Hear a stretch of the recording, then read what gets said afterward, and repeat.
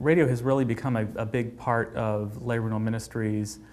in an interesting way. A very special person gave us a gift so that we could promote the ministry over the St. Louis airwaves and really try and grow LRM within this community so that we could then begin to spread out a little bit more. And so we started doing some radio spots, and we started, initially we had the radio station was doing the voiceover with a professional person, and then one morning I heard we had a resource center promotion going on, and the voice, and then I heard the same voice doing a promotion for a different Christian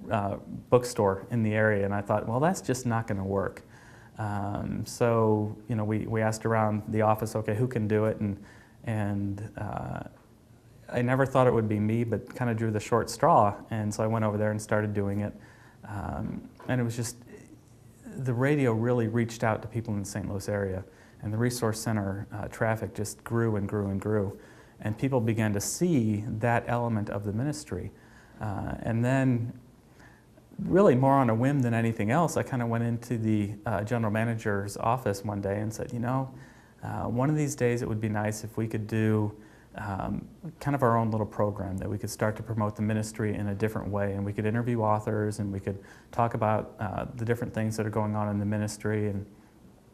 next thing I knew, we were signed up to do one. I think it was less than a month later, and he's just like, well, yeah, he really started off with, I'm not sure if we could do something like that, and then by the end of our 15-20 minute discussion, we had a time slot booked, and so I had to come up with something to do with that. And it was really just one of those, one of these days I'd like to do something, and then the door was open, and I had no choice but to step through it and to see what we were doing. And so now we have 2 programs on every month, and we interview authors, and we've had